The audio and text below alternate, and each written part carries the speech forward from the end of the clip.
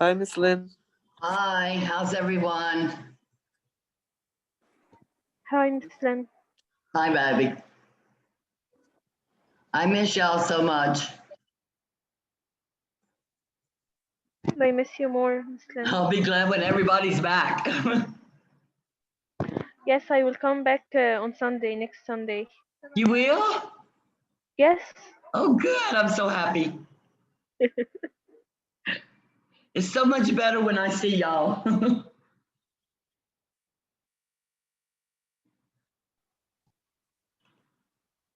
Don't forget to sign in for your attendance.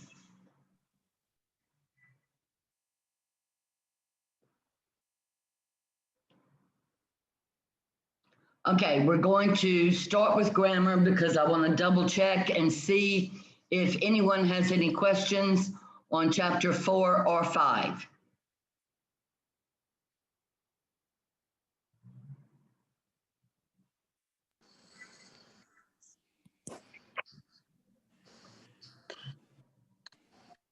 So everyone understands 4 and 5, or do you need a minute to check?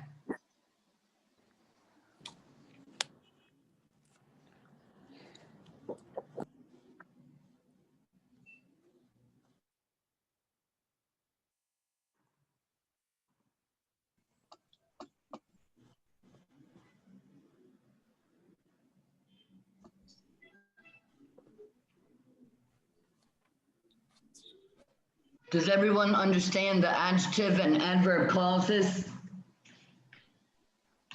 in chapter 4? I do. Okay. Is there anyone that does not understand them? Okay, then let's go to chapter 5.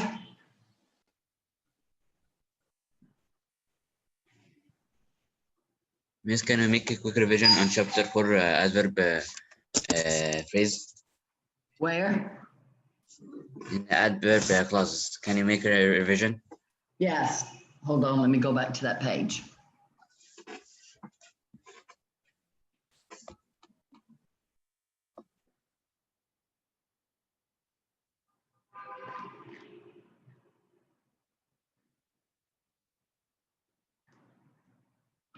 Okay, let's go back to page 79 in the workbook. An adjective clause is a subordinate clause that modifies a noun or a pronoun. Yusuf is just like a regular adjective, except it's a word group. It modifies a noun or a pronoun. It usually follows the word or the words that it modifies, and it always tells what kind or which one. For example, whitewater rafting is a sport that you might enjoy. The adjective clause that you might enjoy modifies the noun sport, telling what kind. You understand that one? Yes, I understand. Okay. Whitewater rafting is a sport you might enjoy. The relative pronoun that is omitted here. So you have to pretend that it's in this sentence.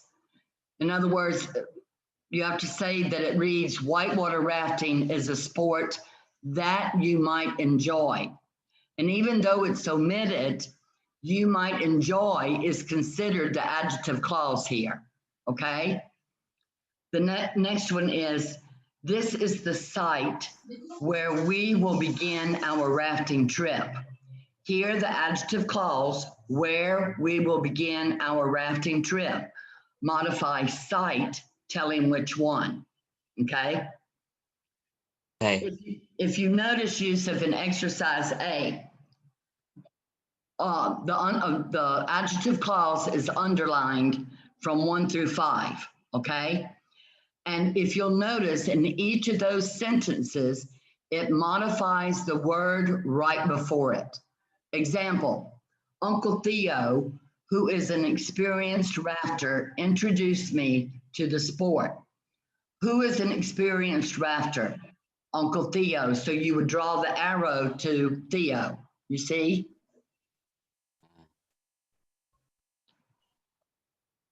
Do you have any more questions, Yusuf?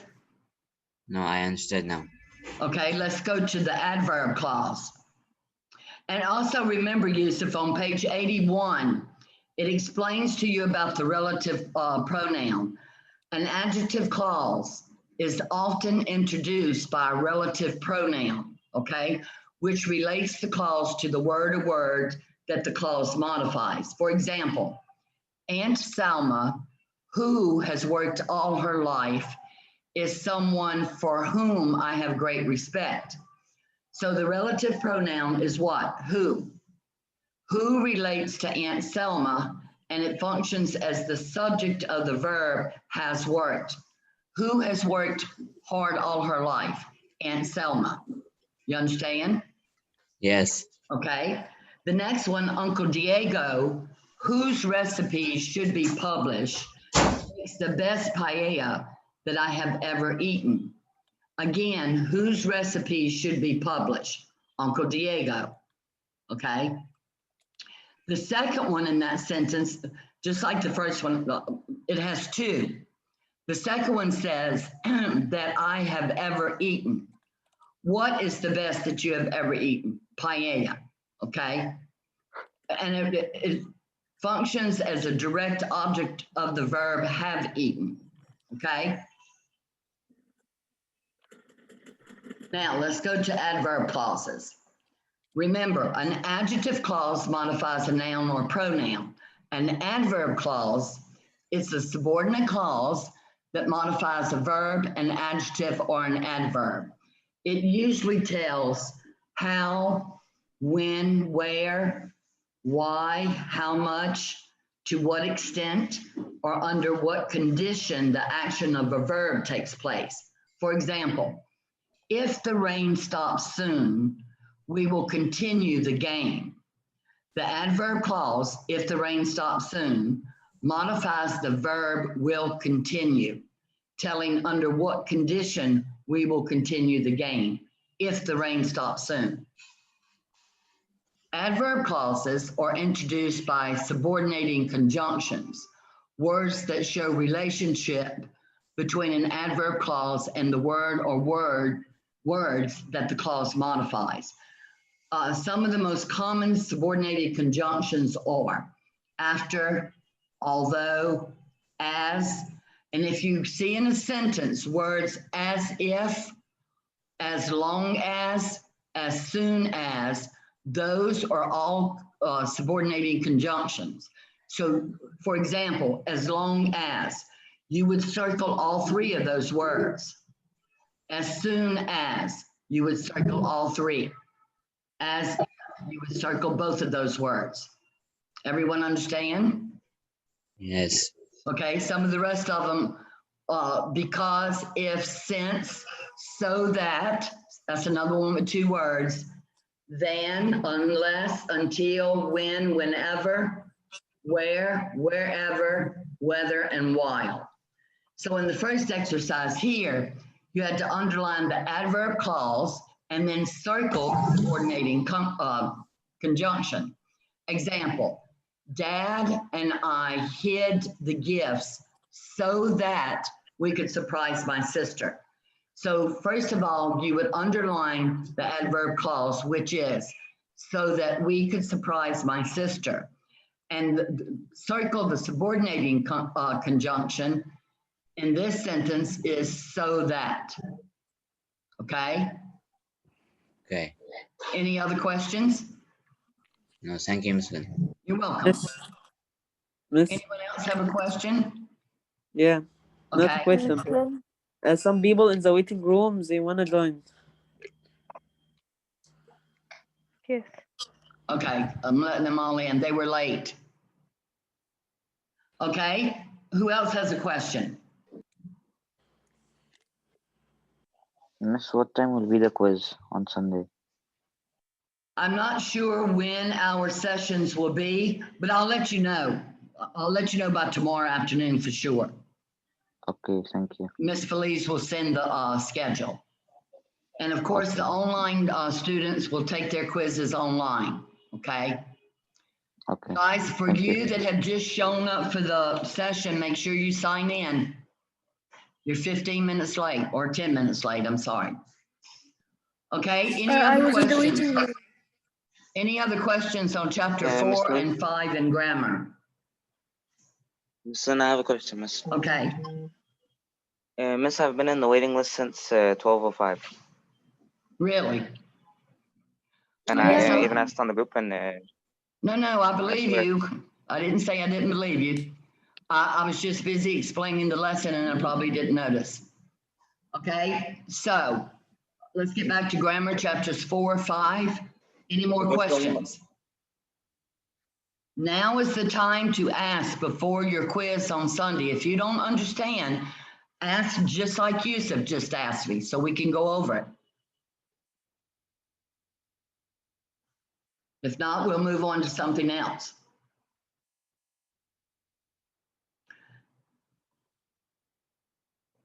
I need everyone to unmute themselves, please.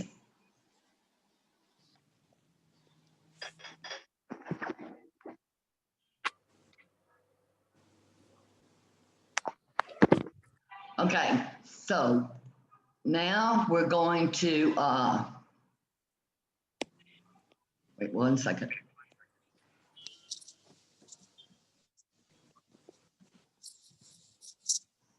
We will watch a PowerPoint about To Kill a Mockingbird. This week, starting Sunday, in class, we will read chapters 1 through 5.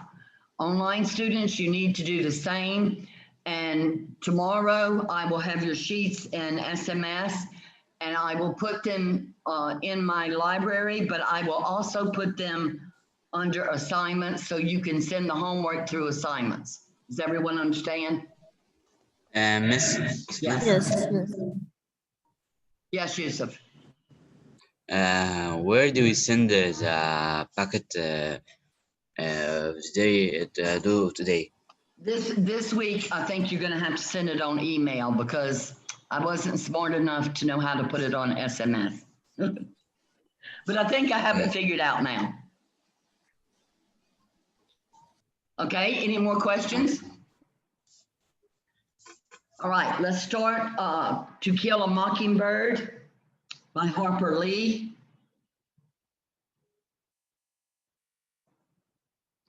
The setting is in Macomb, Alabama, which is a fictional city. It takes place during 1933 to 1935. And although slavery has been abolished, the Southerners in Macomb continue to believe in white supremacy. And I am from the South, and I can tell you that some rednecks still believe in white supremacy, okay? So some of the themes in the story are racial prejudice, social snobbery, morality, tolerance, patience, equality, the need for compassion, and the need for conscience. I don't expect you to know all of this now. You won't even know many of these the first week. I just want to summarize what the book, the novel will include so you'll have an idea. There is lots of symbolism in this novel. For example, the mockingbird. Carrie Mann explained to us yesterday in class about the mockingbird. The mockingbird symbolizes everything that is good and harmless in this world. The mockingbird only sings to please others, and therefore it is considered a sin to shoot a mockingbird. Now, these are some of the things that come from the story. They are considered harmless creatures who only give joy with their singing. The mockingbird image or symbol appears 4 times in the novel.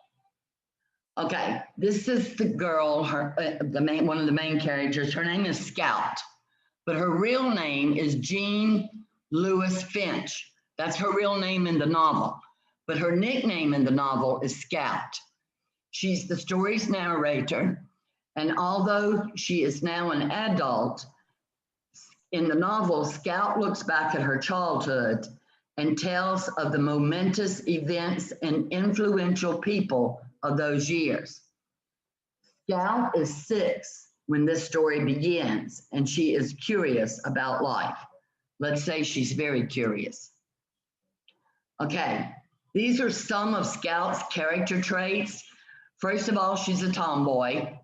She's very impulsive. She does things without thinking, but she can also be very emotional. She's very warm and friendly. She's sensitive. She's very cute, and she grows in maturity throughout the novel. Atticus Finch. Atticus is the father of Scout and Jim. And by the way, Jim is Scout's brother, okay? He's a widower. His wife has passed away. His profession, he is a lawyer. He's a highly respected and a good citizen in his town. He also instills good values and morals in his children. His children call him Atticus. They do not call him Dad or Baba or Daddy. They call him Atticus. He's a very honest man. He's the typical Southern gentleman. He's very brave, he's courteous, and he's very soft-spoken. Okay, this is Jim Finch. This is Scout's older brother. He looks up to his father, Atticus, and he usually looks out for Scout. Not always, but most times. He's the typical older brother at times. He's very smart, he's compassionate, and he also grows as the story progresses. This lady, her name is Calpurnia. She is the Finch's black housekeeper. She has watched the children since their mother passed away. And she's a very big positive influence on the children. This is Arthur Boo Radley. His nickname is Boo, okay? He's an enigma, which means he's very well known throughout the town, okay? He's an adult man whose father has sentenced him to a lifetime confinement to their house because of some mischief he got into when he was a teenager, okay? He has a reputation of being a lunatic, but basically he's a harmless, well-meaning person. Sometimes he acts like a child. And I think you'll discover that comes from never being around other people, okay? So he has no social skills. He is starved for love and affection. And in the novel, you will see how he saves Jim and Scout from danger. This man is Tom Robinson. He is a young, harmless, innocent, hardworking black man. His left hand, something's wrong with it, is crippled, okay? He has a wife and 3 children, and he works on a farm that belongs to Mr. Link Diaz, a white man. He will be falsely, remember that word, he will be falsely accused of attacking a white girl whose name is Mayella Ewell. Okay, this is Deal. This is a very close friend of Jim and Scout's. To be honest, he's more of a close friend to Scout. He usually lives in Macomb only during the summer. He lives in Meridian, Mississippi during the rest of the year. And he stays with a relative there. He tells big stories, which may not always be true. And he has been deprived of any kind of love and affection. In the story, there are 2 poor white families. One of the families, the family name is Cunningham. The other family is named Ewells. The Cunninghams, it's a poor white family, hardworking, honest, proud. They survive on very little. They don't have a lot of money. Always pay back their debts, even if it's with hickory nuts, turnips, or holly leaves, okay? They may not always have the money to pay their debts, but they give people different things to take care of the debts. On the other hand, we have the Ewell family. They are poor white trash. They're dirty, they're lazy, they're good for nothing. They've never done a day's work in their life.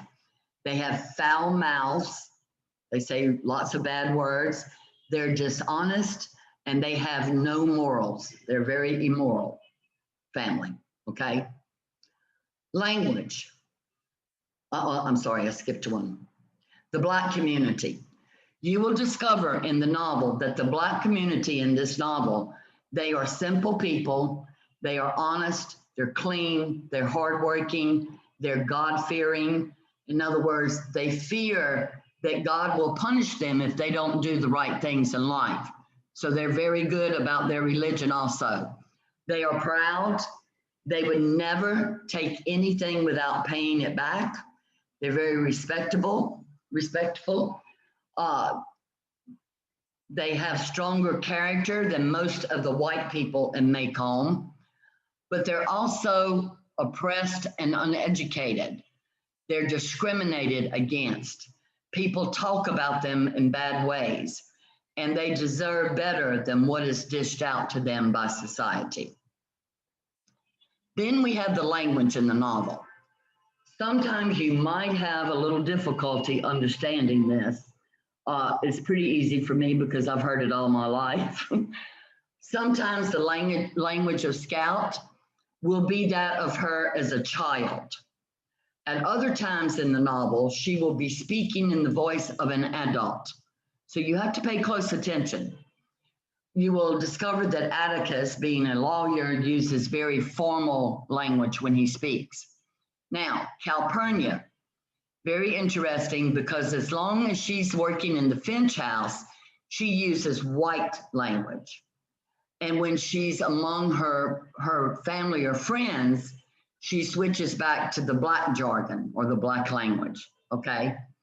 I've already told you that the Ewells use foul words and obscenities. They curse a lot.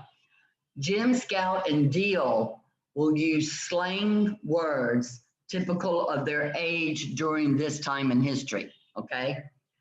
Tom Robinson uses language typical of the Southern Black, such as "sir" for sir and "chillin" for children, okay? Various derogatory terms for Blacks will be used throughout the book. Now, the first thing we teach in America now is that you do not call Black people niggers or darkies or Negroes or colored folk, okay?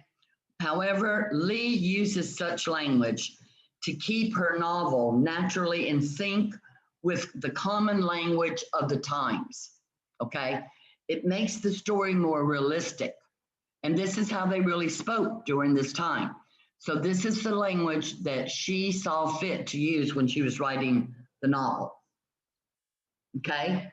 The tone of the story is sometimes somber, sometimes serious, and many times is humorous. You will laugh. So I don't want you to think it's a boring story.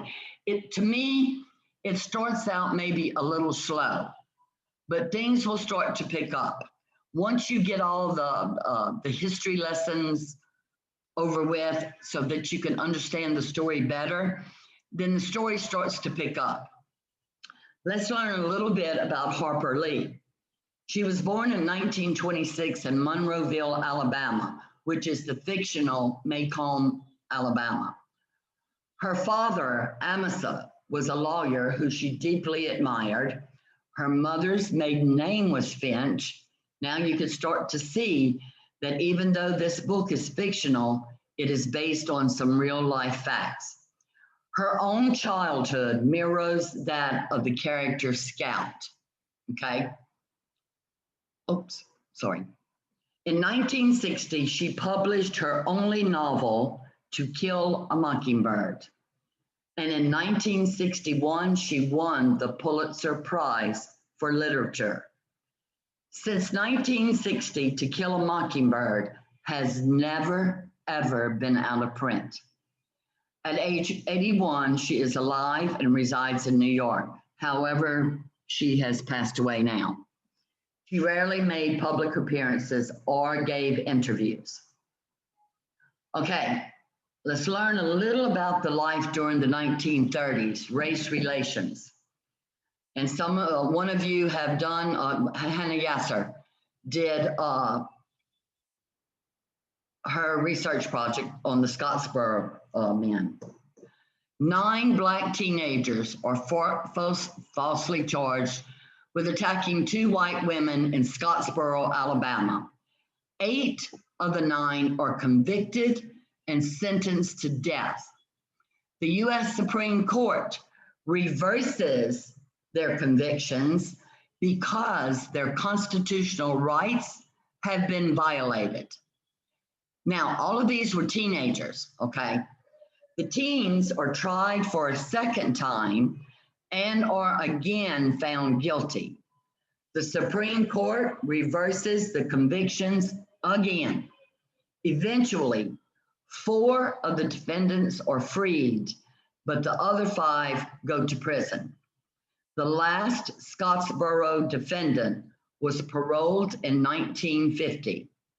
It was then, during this time, it was virtually impossible for any Black person to receive a fair trial, even though the Constitution of the United States says that all men are created equal and everyone is presumed innocent until they are proven to be guilty. They never once proved that these men were guilty. It was for the simple fact that their skin was the color of Black. Life during the 30s continues. The Great Depression sweeps the nations. Many families do not even have money for basic needs such as food, clothing, and shelter. The per capita income for families in Alabama and Oklahoma, listen to this, was $125 to $250 per year. That's hard to imagine. Many Southern Blacks picked cotton for a living. And during this time, Franklin D. Roosevelt is president. Anytime in the novel that you see FDR, that stands for Franklin Delano Roosevelt. So that's who they'll be talking about. Hitler was Chancellor of Germany during this time. He believed that Jews, African Americans, and other races are inferior to Anglo-Saxons, which is the white race, okay? In 1936, Jesse Owens, a Black American athlete, traveled to Germany to participate in the Summer Olympics. This was the first time. Owens' biggest competitor in the long jump was a German named Luz Long. And despite racial tensions, the two became good friends. You can see their picture there. Jesse Owens won the gold medal and Long won the silver.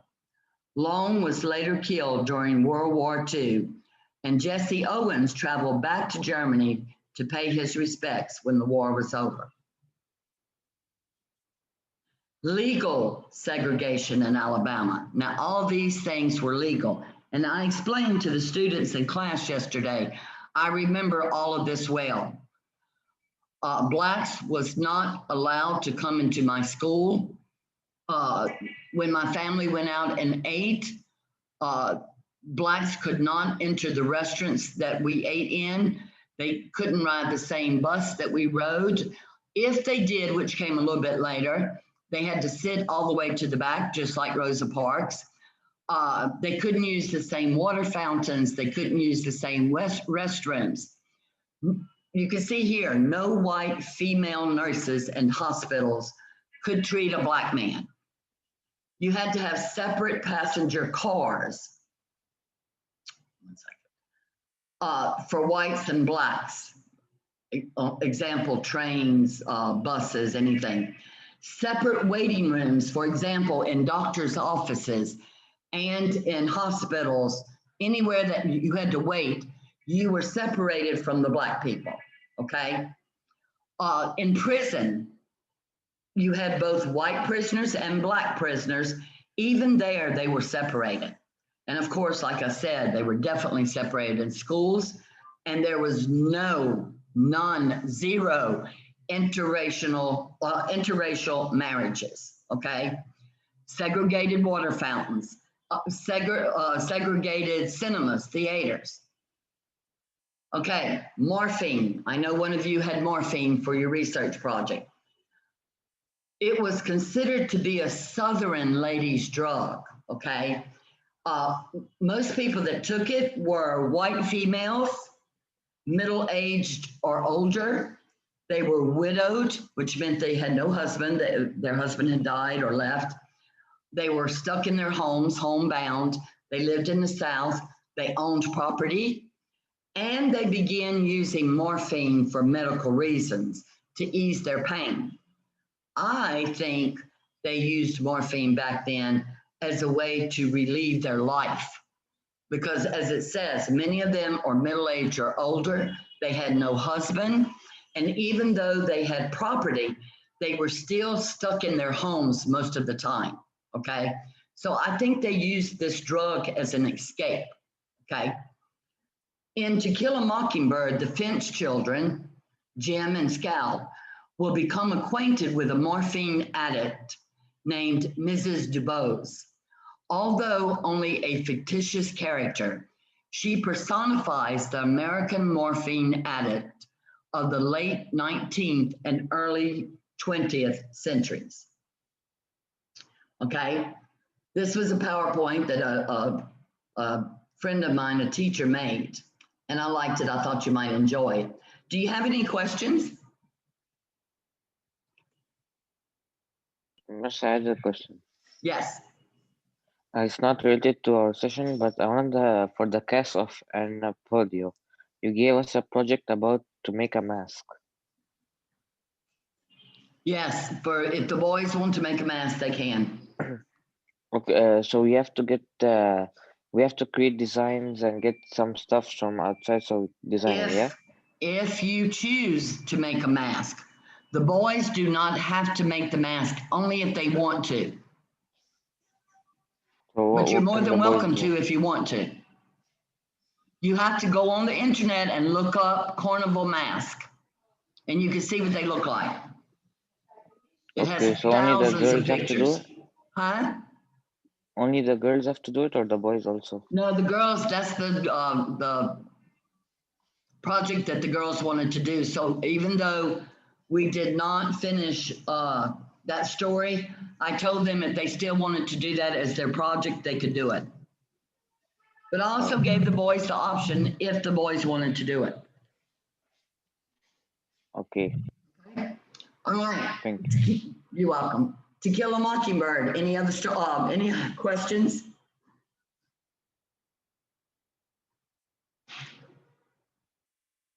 Okay, let's go to, hold on one second. I added some more, you're gonna kill me, vocabulary words for the scarlet ibis, but I also wrote the definitions and the part of speech for you. I already put it in assignment. You just have to make sure that you, Miss Lynn? wait 1 second. You have to make sure that you define the ones in the packet, and I've done these other ones for you. Yes, who has a question? Sama? Yes. Yes, sir. In slide number 10. And the other, the first, Yes, this. okay, Boo Bradley? Can you explain it again or repeat it? Yes. Okay, his name is Arthur Radley, but his nickname in the book is Boo. Why Boo? Because everybody's afraid of him, okay? He's an enigma, which means he's like well-known. Everybody knows him or knows about him. He's a grown man. He never hardly ever leaves his house, Sama, because why? When he was a teenager, he got in some kind of little trouble that teenagers get in trouble for. I don't know what it was, okay? But when this happened, for punishment, his father kept him in the house forever as his punishment. He was never allowed out again, okay? But because of this, he has the reputation of being a lunatic or crazy, okay? But really, hold on, let me let Abdullah in. Really, He is a harmless, very nice, well-meaning person, okay? Sometimes he does act like a little child. You'll find him later in the story. That's because he's been locked up in his house his whole life, okay? And he doesn't have social skills in order to be able to get along and know how to communicate with people. He is starving for love and affection because he never got this from his family. And you will find in the novel, there comes a point where he saves Jim and Scout from danger. You understand, baby? Yes. Can I ask another question? Sure. In slide number 19. Okay, life during the 30s. Yes. Okay. What is the per capita? Oh, the people that lived in Alabama, this means per, what do you call it? The people that live, I'm lost for the word. All the people that live together in Alabama and all the people that live together in Oklahoma, in both of those states, the average person in those states only made $125 to $250 per year. The per capita income for families, that means the average income for families in Alabama and Oklahoma, this is what they made per year. You understand? Yes. Thank you. Okay. What other questions you have? Thank you. Anyone else have any questions? Make sure you understand before you start reading. It will make it much simpler to understand the novel. Miss Lynn, Yes, babe. are you going to post this PowerPoint on SMS? No. Because you have things on here that I don't want you to know till later in the novel. And if I post it now, it will give away things. I just wanted you to be familiar, realize where Make Home Alabama is, what year was the setting of the story. You're going to have a packet on the story, and many of these questions on here you will answer in the packet. So you will have the answers that are actually on the PowerPoint, except I will omit some of them because they come later in the novel. You understand? Yes, thank you. Okay.